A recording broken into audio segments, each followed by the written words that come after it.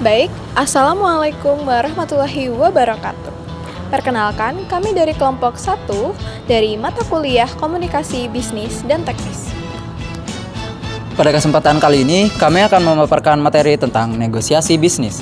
Dengan saya, Nur Wahid Indawardana dengan NIM 251067126 dan rekan saya.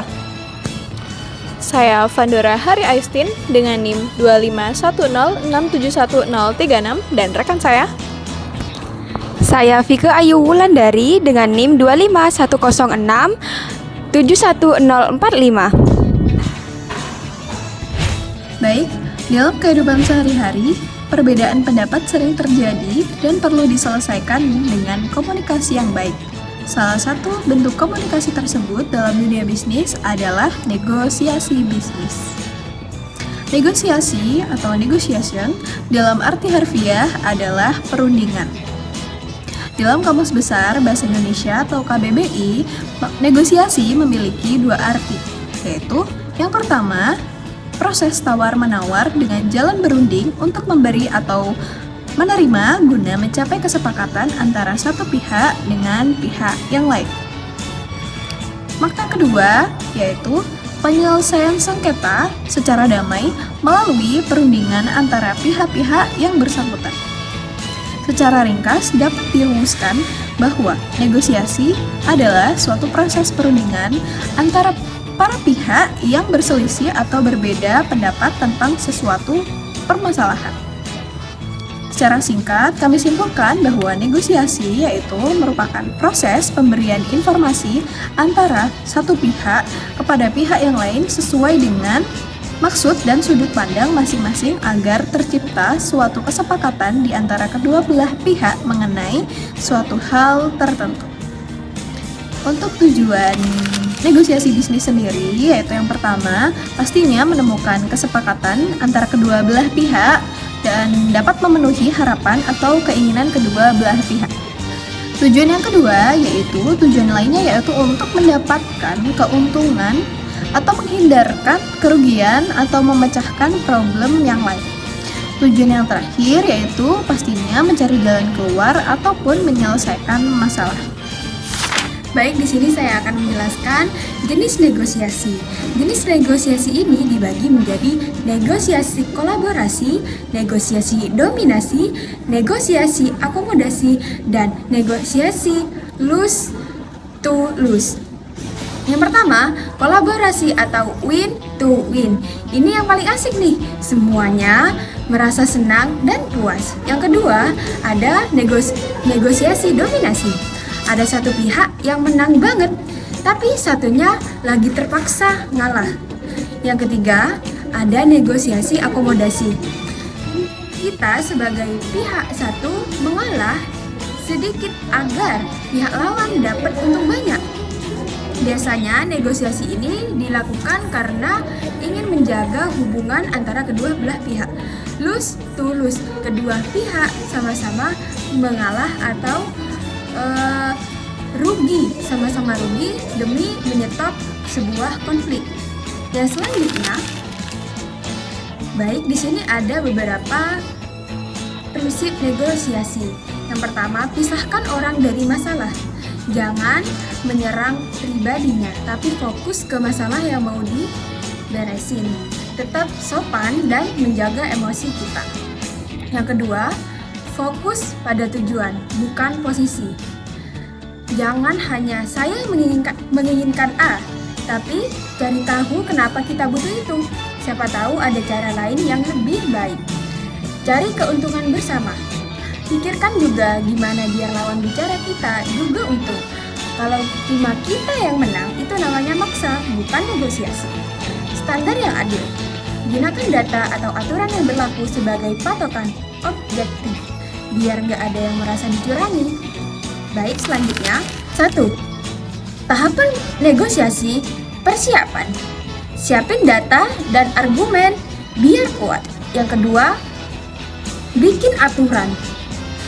Tentukan dulu apa yang mau kita bahas. Yang ketiga, jelasin mau kita. Kasih tahu apa yang kamu pengen secara jelas. Yang keempat, tawar-menawar. Ini intinya saling kasih penawaran sampai ketemu jalan tengah.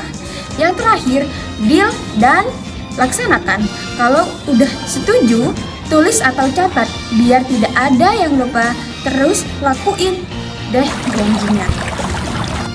Jadi kali ini saya akan menjelaskan tentang strategi dan teknik dalam bernegosiasi nih teman-teman.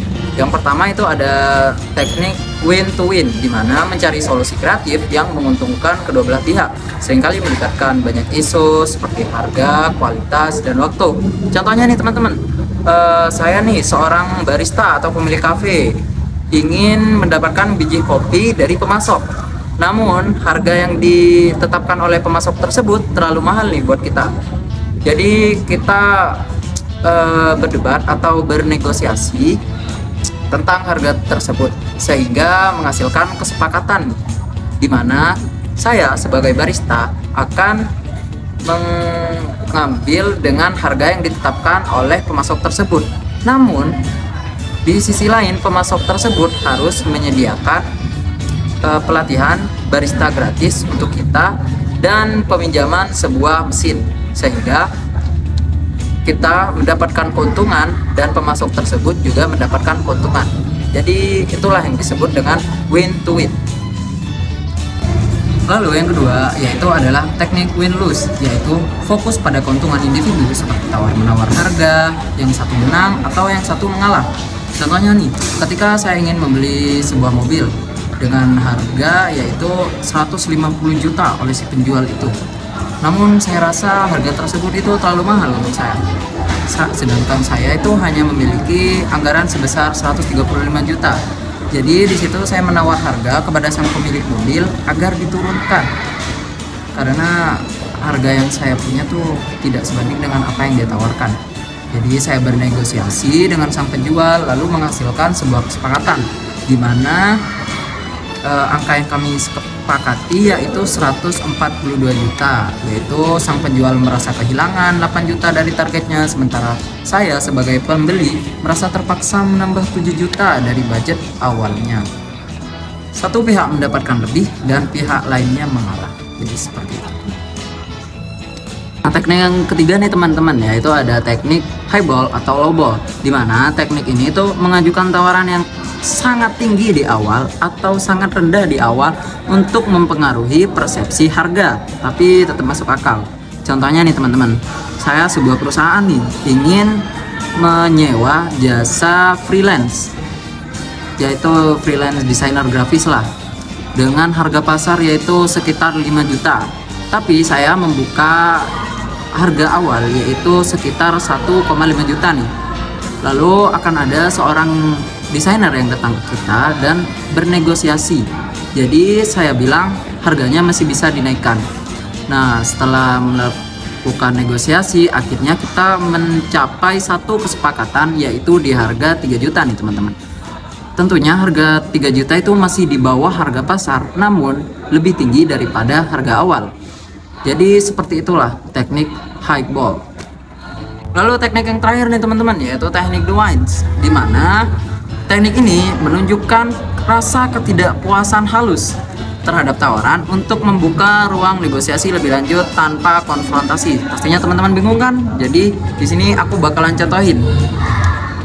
Semuanya nih, kita datang ke toko sepatu, lalu kita akan membeli sepatu dan kita bertanya kepada penjaga toko, "Pak, ini sepatunya harganya berapaan, Pak?" Ini harganya 450 juta deh. Tentunya kita sebagai pembeli kaget dong, wah kemahalan gitu. Tapi kita tidak menunjukkan ketidakpuasan kita terhadap harga tersebut secara langsung. Kita seperti mengekspresikan saja, gitu. Tentunya pemilik toko pasti akan tersentuh gitu. Terasa bahwa kita itu tertekan. Jadi dia melakukan negosiasi dengan kita dengan menurunkan harganya. Gimana kalau 100 juta aja, Pak? Sehingga kita akan mencapai kesepakatan di mana kita mendapatkan keuntungan dari strategi ini. Jadi seperti itu nih teman-teman. Jadi pentingnya sebuah ekspresi untuk melakukan negosiasi. Jadi seperti itu. Jadi kesimpulannya teman-teman, yaitu negosiasi bisnis itu penting untuk mencapai kesepakatan yang sama-sama menguntungkan. Sama-sama menguntungkan ya teman-teman. Dengan memahami cara dan teknik negosiasi yang benar, kita bisa bernegosiasi lebih efektif dan profesional. Baik, sekian pemaparan materi tentang negosiasi bisnis dari kelompok kami. Kurang lebihnya mohon maaf. Wassalamualaikum warahmatullahi wabarakatuh.